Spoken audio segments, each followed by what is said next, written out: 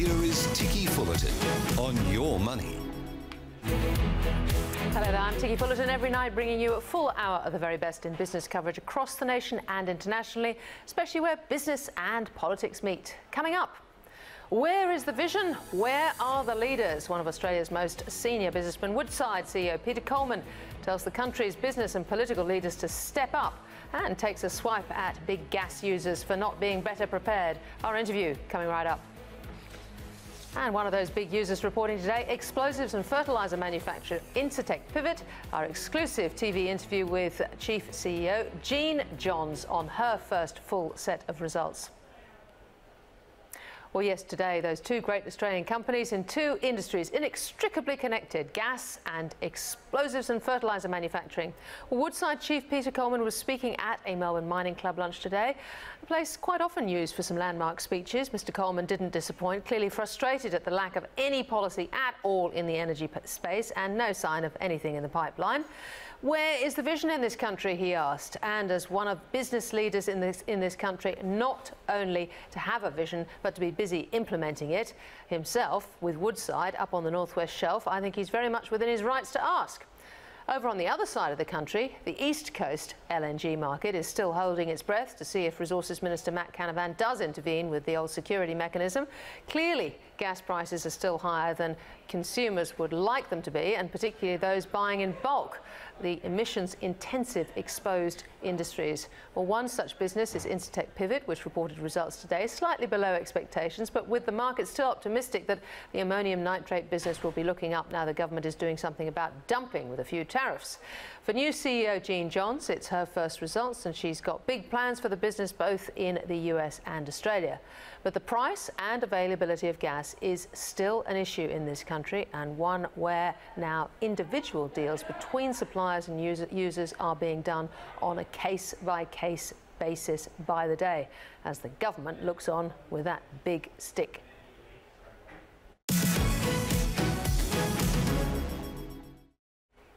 Well, before Peter Coleman, let's get an update on this news about ASIC and Westpac's landmark $35 million joint settlement, which has actually been thrown out by the federal court, unbelievably. The deal has been lauded as the biggest fine for national credit law breaches in Australia's history. Well, Justin Gleeson SC, an advisor to Justice Perham, has argued that the regulator failed to clearly articulate the breach, adding that the penalty for such breach should be $100 million. The parties will return to court for directions on November the 27th. Well, for more, let's bring in Your Money's chief business reporter, Leah Shanahan, who's just back from Shanghai. Great to have you back at the desk. So you've caught up, obviously, with this news on Westpac. This is, I mean, ASIC must be furious about this. Yeah, it's a funny kind of decision, isn't it? Because on the one hand, it seems to be saying, well, you're not articulating how Westpac have broken the law here. Or breach the lending standards, but on the other, if they have, the fine is not high enough. It should be up to $100 million. Look, it is interesting because these settlements are usually waved through, and what this indicates to me is real caution in the courts at the moment around banking and regulatory decisions, especially those involving ASIC and settlements. They want to make sure the fees are high enough and the law is correct, because they don't want to be the next in the firing line being told, oh, they just waved through a settlement with ASIC and the banks, which wasn't appropriate. Yeah, I mean, where do we think this directions hearing is going? Does the whole thing have to be redone again? Do they have to go back with a different settlement? Because, as you said, this had the imprimatur of both parties, right? So they agreed this. And it was a not insubstantial amount of money. I mean, I know the SC is going, oh, well, it should be $100 million, but I mean, it was still $35 million. I mean, that's what the banks had to pay on the BBSW, not what Westpac had to pay on the BBSW settlement, which is interesting that it follows this. A couple of days later, this follows the BBSW settlement, and the judge said, sorry, fine, and the judge basically said there, look, I would have liked to have charged you more, but I couldn't under the law. So where does it go? Look, the banks can go back with, I suppose, the banks and ASIC can go back with a edited proposal, a new proposal, and say, look, this is where we fixed it up and this is why it should be more. It's hard to see that happening so quickly, though, on the 27th of November. They can say, look, we've given up entirely and we're just going to, Westpac are just going to pay someone some money, or they can go to court, which neither party want to do, and actually have the court settle it.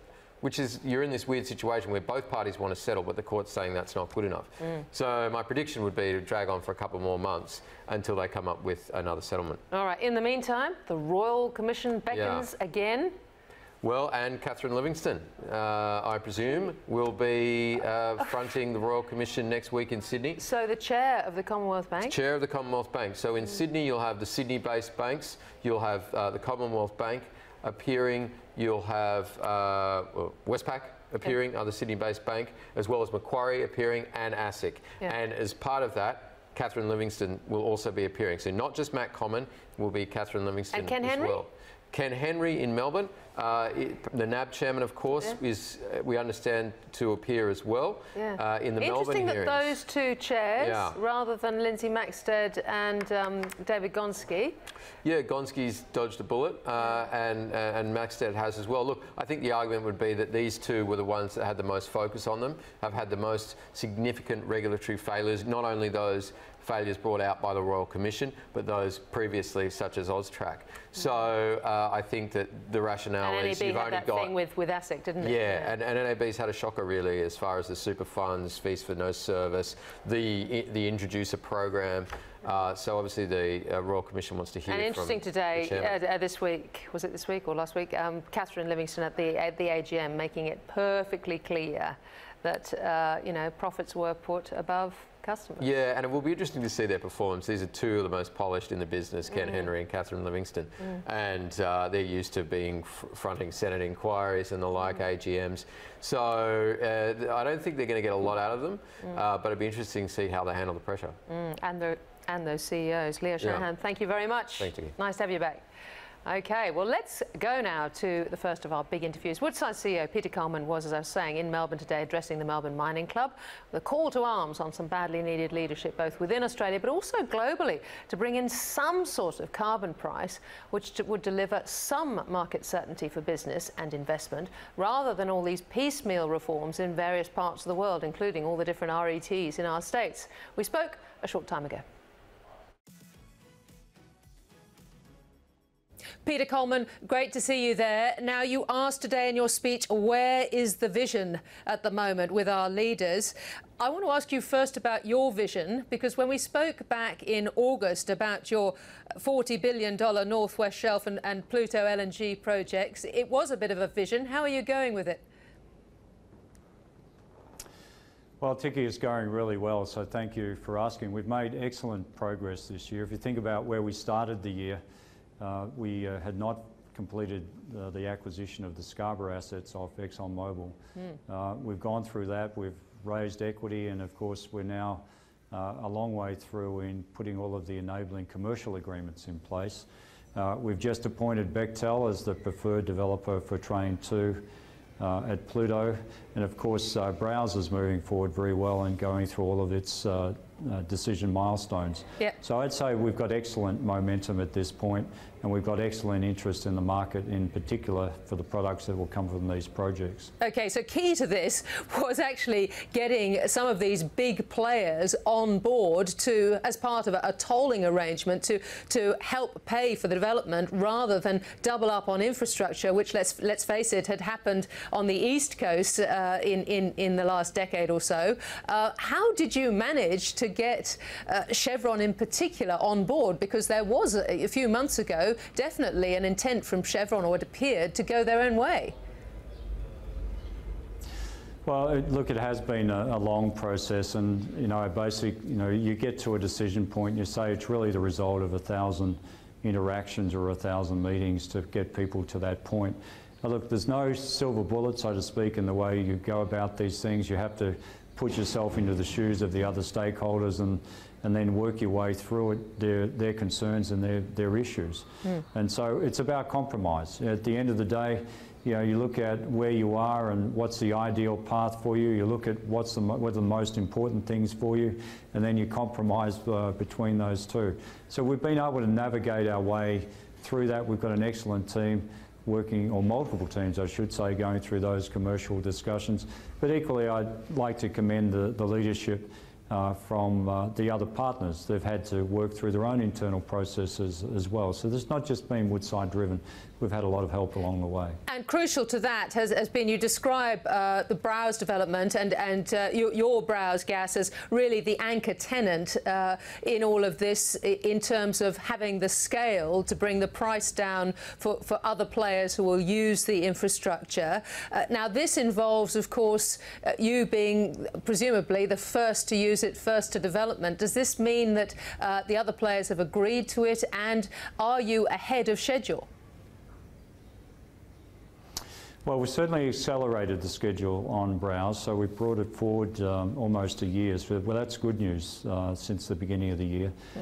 We are in agreement with the other partners on the North West Shelf that Browse needs to be the anchor tenant and the first major project that will go through North West Shelf. Now, we've obviously got some smaller developments that are wanting to get in there. They'll take up that little bit of spare capacity that's available. Some of those may or may not get in earlier than Browse, but none of those will prevent Browse getting in fully when Browse is ready. So that's the good news. We've got a clear pathway now that says, look, Browse needs to get in there. It needs to get in there because it brings down the average cost for everybody. So that's just good news, and the partners understand that. The toll structure allows for that. But equally, there's a little bit of room for them now for their own projects. You know, so I think we've got a win-win there for everybody in the path forward. Peter, how does the announcement around the PRRT affect the development in and around the North West Shelf? Because in terms of future exploration and development, presumably it will hit at some stage. Well, of course, nobody likes to know that they're going to pay more taxes. I think that's universal across society. But equally, we know as a developer of resources, we need to pay our fair share. The Callaghan review that was initiated by government was an extensive one. It took in, you know, many different stakeholders from different parts of community and industry. We knew the recommendations out of that review. We've been working with government both through our association APIA and of course individually as companies to understand the potential outcomes. And of course we factored all of those outcomes in to our decisions around the Borough Pub. So we ran scenarios that said what do these scenarios look like and can we still invest? You know, fortunately, I think we're in a situation where government has honoured the recommendations of Callaghan. They've honoured the discussions that we've had with them collectively as industry. And what we're looking for now is certainty around the enabling legislation getting through Parliament, because we've got some decisions to make, Ticky, on these projects.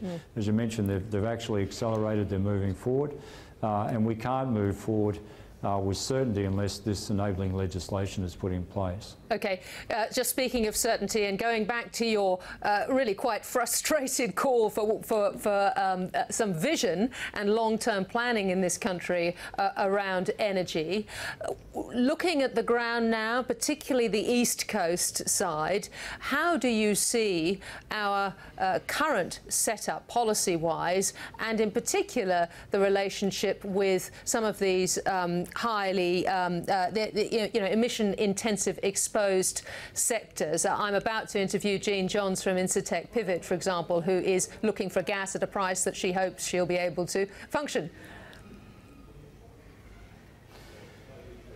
Well, there is no policy. I think that's really the issue, and so the call to arms here is let's get a policy that we can all work with. And of course, it's always difficult when you get to this situation and then you're starting to unpick things. As I mentioned today, the fault, if you like, is kind of shared. It's shared across industry. It's shared across government. It's shared across the consumers as well with respect to risk management. So all of those things are in there, but that's just basically saying don't try and reset history. We are where we are. Now we need to start moving forward. Look, the best way to solve a situation like this is to inject new supply into the market. What if you can't do that? Well, I think we can. I think we can do that in the first instance through virtual pipelines, and we've talked about getting that new supply in, and that's import terminals. So import terminals, the fastest, the quickest way. Yeah, import terminals rather than a pipeline from the west, which you poo-pooed, obviously, but import terminals into Victoria, which of course is sitting on all that gas. The Daniels government, well, presumably, you know, they've got an election coming up. That's unlikely to change. Well, I think there's a timing thing there, Ticky. You know, an import terminal can be in place in a relatively short period of time. You know, the successive governments, both in Victoria and New South Wales, have maintained moratoria on gas. Our view is that moratoria needs to be looked at, and needs to be looked at on the basis of science, not on this kind of not in my backyard view that seems to be pervading politics these days and some of the decision making. So if we can get back to the fundamental science, and we can get back to the fundamental understanding that the resources are owned nationally by the people, they're not owned by a particular self-interest group who may be utilising the surface land at that point in time. These are national resources. Now, with respect to timing, though, you know, development of that resource would take some time. So it's not going to solve the gas issue today. It's not going to solve it in the next couple of years. An import terminal can solve it much faster than that. So it's about timing and scale and building things up. Do you agree with Energy Minister Angus Taylor and indeed Resources Minister Matt Canavan, both who perhaps in other times might be free marketeers, that actually the system is so broken that government intervention is the only way to sort this out? Well, I think the issue here is that the free market is not large enough, and the market in Australia, when you consider it to the volume of gas that's being taken to export, is small. It's also a market that is over a very long distance, so it's not even as though it's a concentrated market. It's a market that's disparate over a long distance. So it's very difficult to be cost competitive in that situation. And so what we need to do is have, if we're to have intervention, the intervention needs to be on the supply side. It needs to be able to free up the resources to be developed. It needs to be to help people with the enabling approvals to get new supply into the marketplace. That's where the efforts need to be, not at the back end of it, where you start to worry people about the sanctity of their investments and the security of those investments. And it worries me today that we're moving towards the back end, which is often the easy part to fix, when the front end, the supply, is the area that you'll get a sustainable answer out of. If there is a retail cap on electricity prices, do you worry that it'll feed back into pressure on the gas industry? Well, I'm not on the East Coast, so I can't see what the ripple effect will be through the system. What I do know, though, is anytime you start to cap pricing at one end of the system, of course, you're teaching people now that that's the way to go about their business. And let's be fair on this.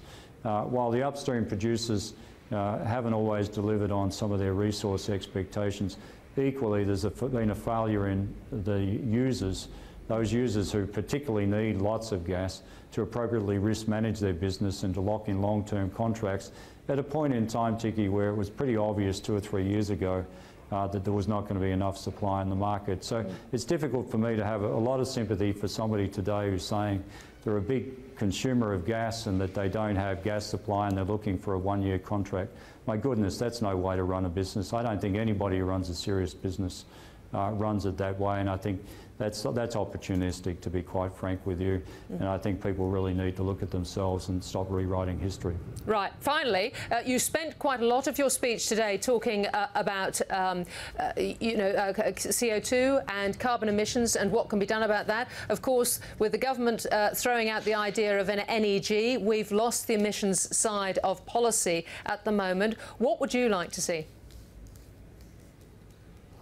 Well, I want to see an international debate on it, around carbon. And what I said is there needs to be a price on carbon. Now, I'm not here to tell you what the mechanism is, because I think each country is going to work their way through as to what their particular mechanism is. But there needs to be an international price on carbon, and that's not being held at the moment. So you're seeing the European Union go down their path. You're seeing the UK go down their own path. You're seeing provinces in Canada and elsewhere in the world going down their own path and putting carbon taxes in place. And so, my call is let's get it all together. Let's get government to start using their international voice, their advocacy, these forums that they attend, and start putting their mind to this. This is not just an issue Australia can solve, and it's pretty clear that over the last 12 years we've been in and out of different policy positions. So it's difficult for me to see at the moment that there's a lot of energy for this in Canberra, but certainly on the international stage there should be. And so simply because at this point it's got a little bit too hard doesn't mean we should give up, but it also says we need to redouble our efforts internationally, because once we get an international price on carbon, then that will set the base for everybody and governments around the world to start to follow. Peter Coleman, fascinating speech today. Thank you so much for joining us. Thanks, Ticky. After the break, the business supporting angel investing in the Israeli community. Mor Assia, founding partner of iAngels, next. You're watching Ticky on Your Money. Now, back to Ticky. Welcome back. Let's have a quick dip into venture capital now. And we have a visitor in Sydney from Israel this week. Mor Assia is co-founder of iAngels, which has a mission, I guess, to help international investors develop a portfolio of Israeli startup investments, a sort of do-it-yourself VC, if you like. And Mor Assia joins me now. Mor, welcome to Australia. Nice to see you there. Now, tell us a little bit about iAngels, which you co-founded with, I mean, it's 2/3 of Charlie's Angels, looking at the two of you. But what does iAngels actually do? So iAngels was founded about 5 years ago. We're actually two women founders, myself and Shelly Hodmayal. We founded the company. It's really a hybrid VC and platform model. So it means that international investors and people from all over the world, these need to be sophisticated investors, I mean accredited investors, yes. They're able to engage on our platform and enjoy in-depth due diligence and visibility into the Israeli startup ecosystem. Yeah. So we do all the origination and the due diligence, and then people, as you said, can create their own VC portfolio. Yeah, so you've got all that knowledge leverage that you've got there for these investors. I did a couple of years ago catch up with John Medved at our crowd, and I see both, which is a similar sort of thing, but I see both of you are at the top of the sort of pitch book stakes recently in terms of deals done. What sort of investments are you into, excited by? So we're focusing on early stage investing in Israel. So it means like seed stage and A rounds primarily.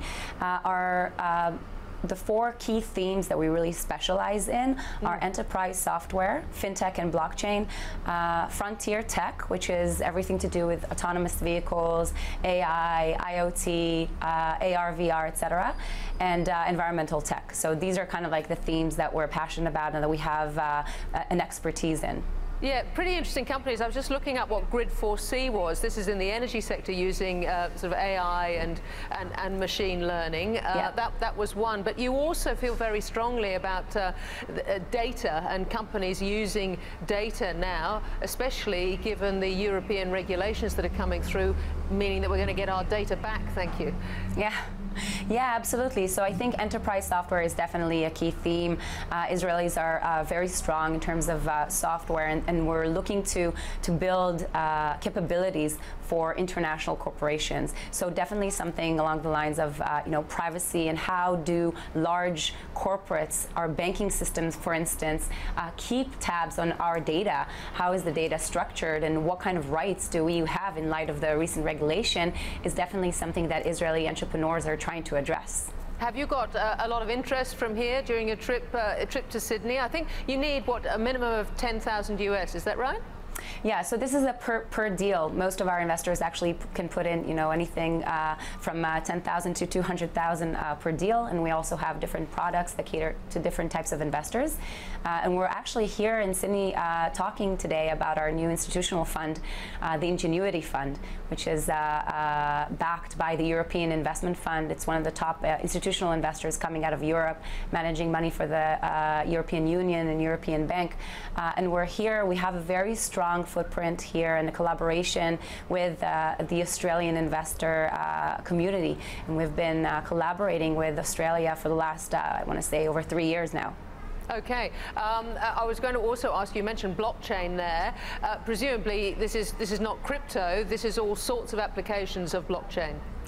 Yes, so we are really the most active and most dominant player in the Israeli ecosystem investing in blockchain technology. Now, Israel is really a blockchain hub. There are a lot of projects and a lot of top talent teams working in the space. We are supporting, in terms of our thesis, blockchain innovation more in the infrastructure layer. And so we're looking for companies with, large aspirations and new models on how to cater to this industry and build the blockchains of the future. Well, Mor Assia, it's been just great to get a taste of that. How interesting. Thank you very much for joining us there. Thank you for having me. Well, from one interesting woman to another, Jeanne, the new CEO of fertilizer and explosives business Incitec Pivot, who's come over from the US after a strong career with BP, posted her first full-year results today. Incitec Pivot announced a 35% drop in full-year profit to a little over $200 million, but delivered a 9% rise in annual underlying profit, excluding significant items, as businesses in both the US and Australia benefited from strong mining, quarry and construction demand. And full-year revenue rose 11% to almost $3.9 billion, the company declaring a final dividend of 6 cents per share. Well, for more on those results and, of course, the market outlook, I caught up with CEO Jeanne a little earlier. Jeanne, thank you so much for joining me there. Now, I think you were there just on the day of the last results last year when you arrived and you presented. You actually own these results, of course, this year. It was a slight miss. How do you think they went down with investors?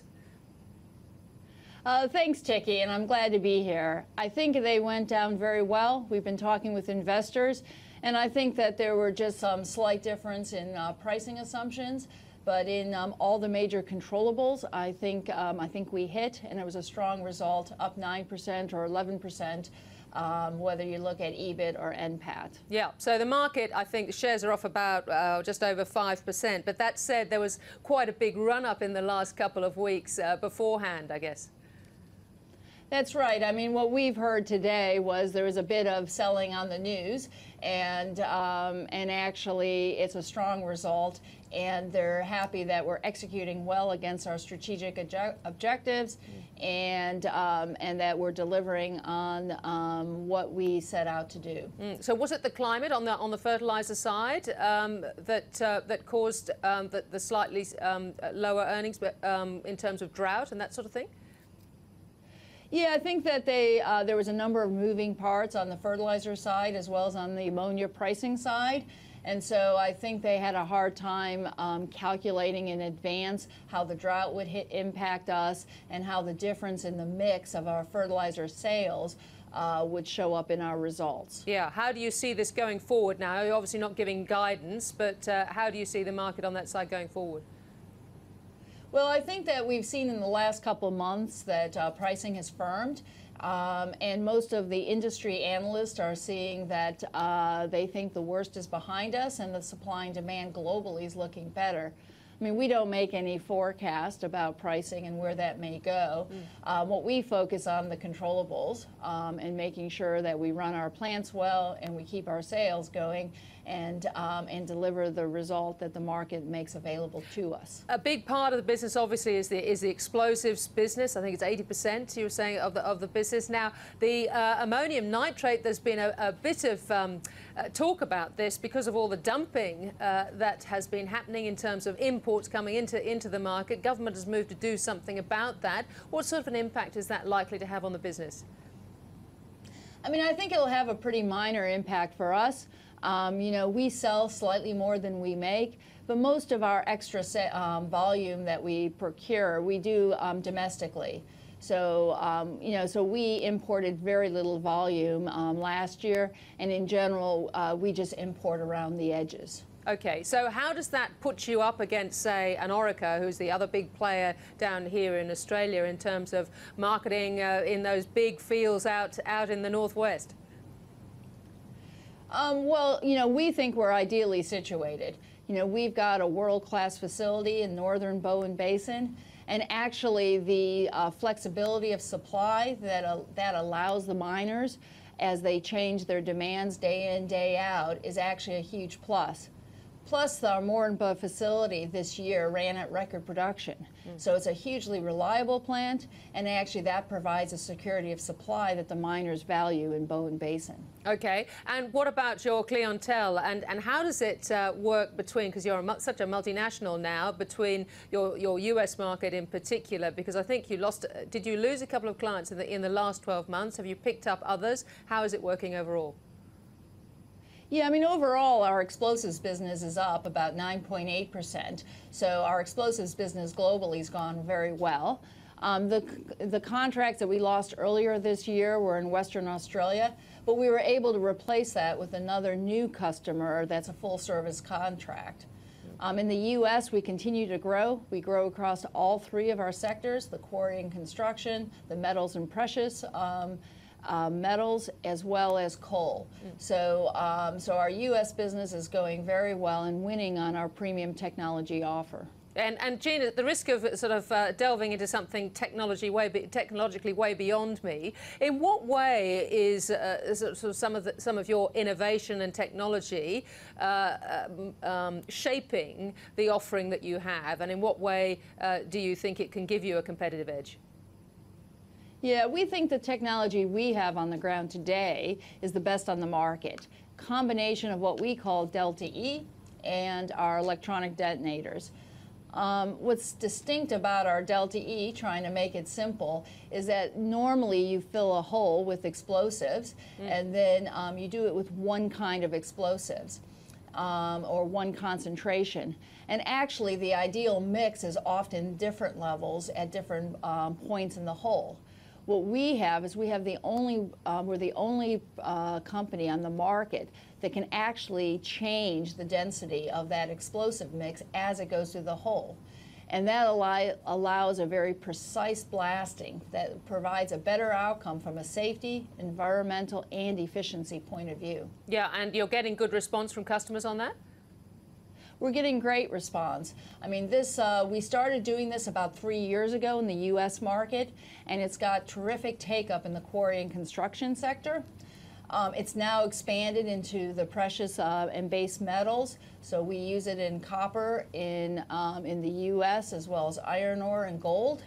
And this year, we've just moved it into Australia, and we've now conducted trials. And everywhere we take it, the response has been outstanding. A recent customer called it a game changer. Okay, well, we'll follow that one. Now, Jeanne, your predecessor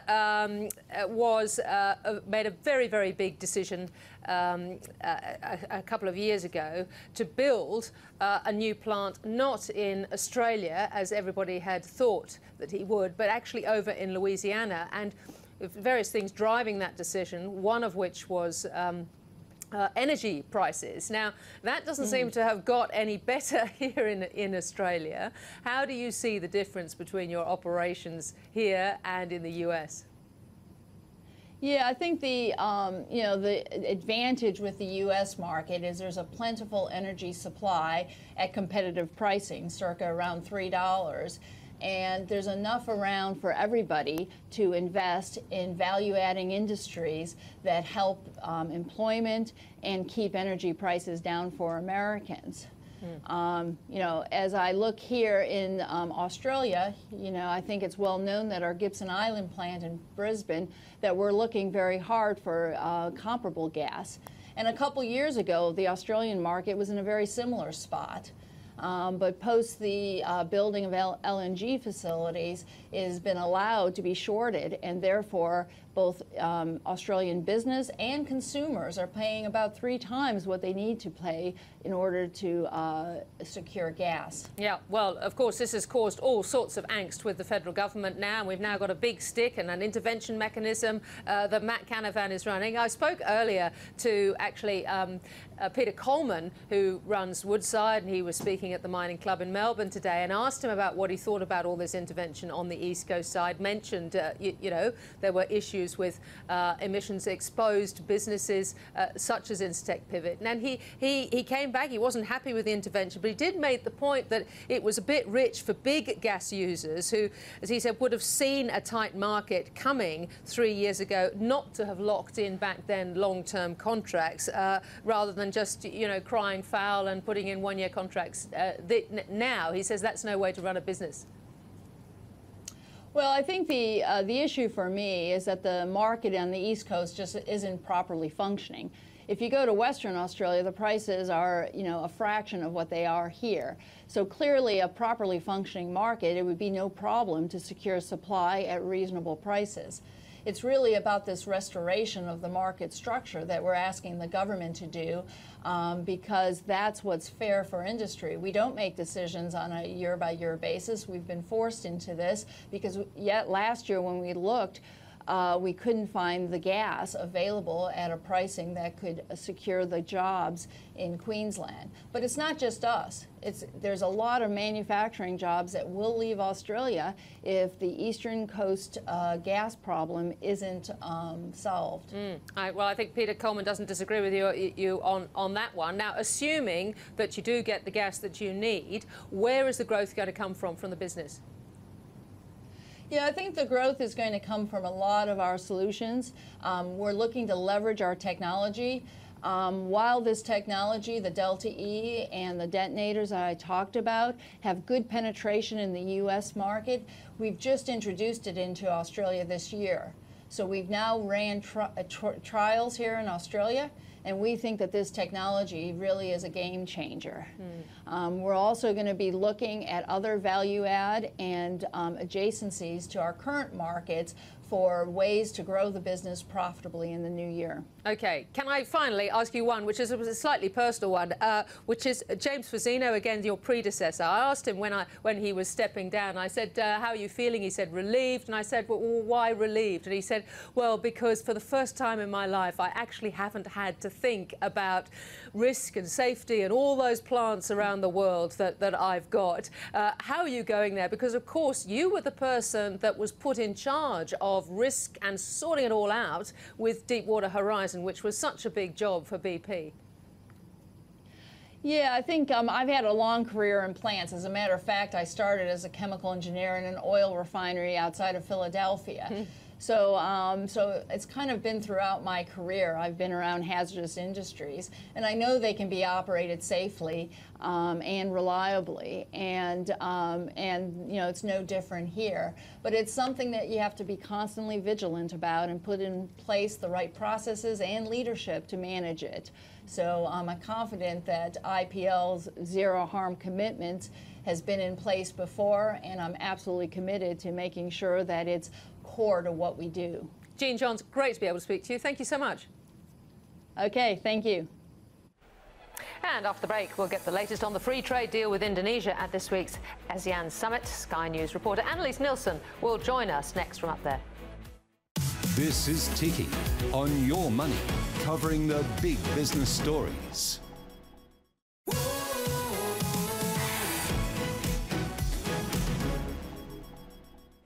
Welcome back. Trade Minister Simon Birmingham has met with his Indonesian counterparts to discuss the free trade deal at the ASEAN Summit in Singapore. He says Australia's decision to review the location of the embassy in Israel, remember that was a bit of a hoo-ha there, hasn't actually impacted the relationship. Well, joining us live from Singapore is Sky News political reporter Annalise Nielsen. Annalise, we finally caught up with you up there.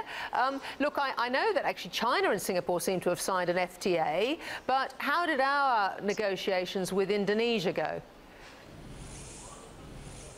Well, according to the government, there are no more negotiations to be done. They say all the details are sorted, but all we're waiting for is them to sign that document, and that's what we can't get a deadline on. We did understand originally that it was supposed to be signed on the sidelines of the ASEAN Summit here in Singapore, but now the government is saying that it is very much part of the normal process, that it hasn't been signed. They are completely rejecting any kind of suggestions that it has anything to do with the announcement by the government to review Australia's location of our embassy in Israel. They say that it hasn't impacted on relations here at all. But there have been a number of Indonesian MPs who've been speaking to the media saying they're unhappy about it. Indonesia has been a vocal supporter of Palestine and doesn't support statehood for Israel. So it is something that is likely to be contentious. But Minister Birmingham has said that in his meetings with his counterparts since he arrived yesterday morning, and he had a big forum yesterday, that no one's raised any of those concerns with him. That's not the impression that I get from my counterpart. We are working cooperatively to ensure that we get it signed. We want to see it signed. Indonesia wants to see it signed. I'm confident that we will see it signed. So he's very adamant that it hasn't impacted the negotiations there, but he isn't sticking to what was previously seen to be a deadline of it being signed by the end of the year. What he said is that this is a normal part of the process called scrubbing, where they look through the negotiations and the documents in both languages and translate them backwards and forwards to make sure there aren't any kind of legal implications that are unintended from that translation. But we did also hear from Prime Minister Scott Morrison that there was no more work left to be done. So it is a matter of interpretation from any. Yeah, I see the papers down here saying the Prime Minister saying it's in the Indonesians' court, or the ball's in their court. Now, one other thing I need to ask you about, and that's RCEP, this regional, what is it, cooperative economic partnership with quite a few nations. How's that going? It's progressing well, according to the Australian officials here. It is among 16 different nations, the 10 ASEAN nations and 6 others, including China and India, but most importantly not America, because that's why it is seen to be something more of a priority for China to get this deal done than it has been in the past. It would give them a lot more influence in the region and a lot more power. This is at a time of growing trade tensions between them and the United States, and the United States are well out of the RCEP deal, and so it is seen to be something more of a priority than it has been. And as we understand, the negotiations yesterday were shorter than they expected. It seems like everyone's on the same page, so it is closer to getting done than ever before. And if it does get passed, it's the kind of thing that would make the world's biggest trade bloc, and so it would be significant for the Southeast Asian region, and it certainly has the support of the Australian government. Prime Minister Scott Morrison putting out a statement today saying it would have a huge impact on the economy for Australia. Yeah, and you're off to APEC next over in PNG, and of course Donald Trump conspicuous by his absence. Any comments along those lines? No, I think a lot of the people here have been quite welcoming of the fact that they do have Vice President Mike Pence coming. It is understandable from the global perspective that the President wouldn't be coming. He has just been in France for their Armistice Day, I don't want to say events, but the ceremonies to recognise that particular day. And it is off the back of the by-elections as well. And so it is seen to be the time when the President does need to be in the United States. Certainly, I think the Trade Minister today was saying he's happy to see Mike Pence will be staying in Cairns and not Port Moresby when he's attending APEC. It's seen as a safety move, but the Trade Minister said he's very happy to welcome Mr Pence to Australia, even if it's just for the night. Wow, Mike Pence in Cairns. That's interesting. Thanks very much, Annalise. OK, well, after the break, the ASX 200 slides on a global market sell-off. We'll get the latest with Evan Lucas from InvestSmart next.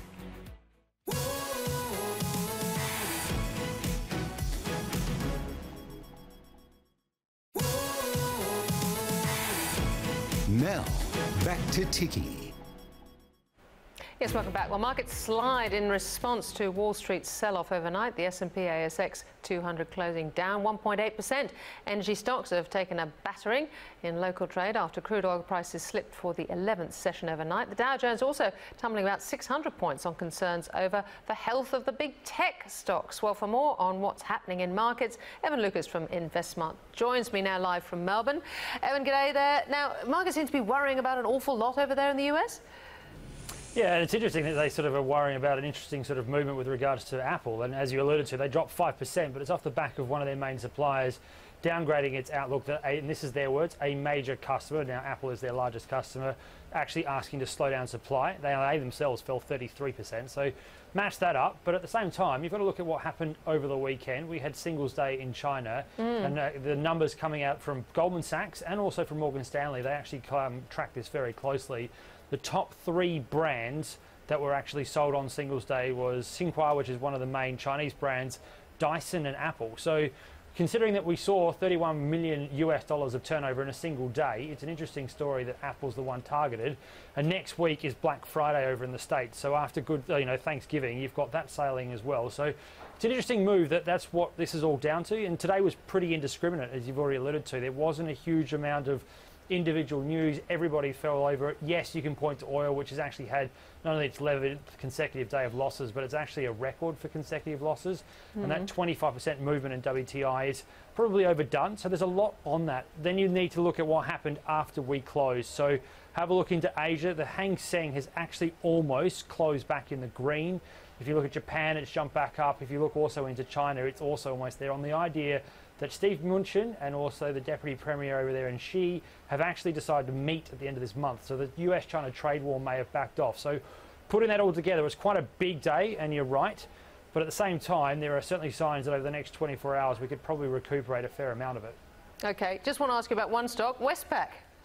Yes.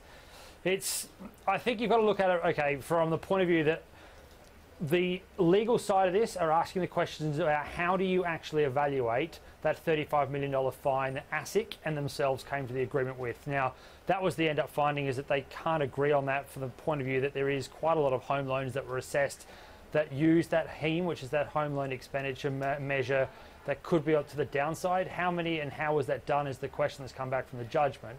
My point of view of it is a different point. I think $35 million is very, very minimal. Let's put that out there. That fee is nothing for a bank of Westpac's size. It's more a question around... Well, it's higher than $3 million. True, it is, and I agree with that. And it would be the largest fine in corporate history. I don't deny that at all. I'm more of the view that, okay, there is a lot of talk at the moment around regulation and fines for what's been going on in the Banking Royal Commission, etc., etc., etc. What it's been showing, though, is that at the moment there is a big shift in system growth versus what the big four banks are getting in terms of home loan growth. Big four banks are growing about 4%. System growth is growing at 7.5%. And that therefore means that there is a fair amount of people that are looking outside of banking, because it's not just the big four, rural banks are the same, are looking outside of banking for loans, because that's in the end the whole idea of this. Regulation is designed to protect the consumer, you and I, but if people can't get it through the bank because regulation's gone too far, they go elsewhere, and that brings in risk. And looking at other banking institutions or other banking avenues, that's the risk to this. So that's how I took out of it. I don't think you need to look at the fine. I look at it from the point of view that clearly there is a lot of legal loopholes and a lot of legal creations to go through, but people still want to borrow money, and they're therefore going to other places to get it, because now regulation has really ramped up at the banking space. Yeah, but you're sort of saying that this, the way that the SC came in and criticised this settlement, it was really that ASIC had not been granular enough about what the issue was. Yeah, exactly. And they are looking at loans between 2011 and 2015. There could be as much as almost 11,000 loans that use this home loan mechanism that Westpac was using, where basically they said home loan expenditure measure. They basically put at the very bottom of what they could have. So therefore, have they not been due diligent enough in assessing people's expenditure, assessing people's ability to service their loans, and let loans through on a risk?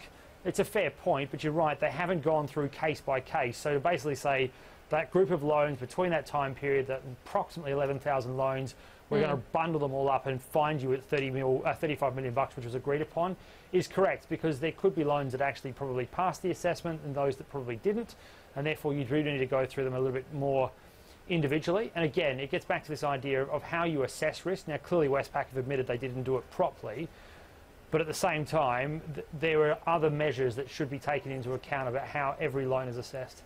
All right, okay. Before I let you go, just one on China. Their industrial number didn't seem to be that hot. No, it's not. And I think, look, you've got to look at it from what has been going since January and then April. And the reason I point that out is that everybody's asking the question, is China feeling the US-China trade relations? They are. Industrial production is the best measure, in my view, of how you see it. And over the last 6 months, new orders, new expenditure, new exports have all been declining at a rapid rate, and the overall figure is now at a 25-year low. So China is feeling it. Their manufacturing is slowing at a rate they don't want to see. And the reason I look at it is that it therefore tells you what 2019 and 20 will likely mean from a Chinese perspective. They've already told us stimulus is coming, but clearly if it gets lower still, the size of it is just going to get bigger and bigger. All right. Evan Lucas, great to talk. Thank you very much indeed. Thanks, Ticky. Well, that's all for the show tonight. Tomorrow night, we have Finance Minister Matthias Coleman. See you at 5 p.m. tomorrow night on free-to-air Channel 95 or tonight on catch-up at 8 o'clock on Foxtel's Channel 604. Thanks for your company.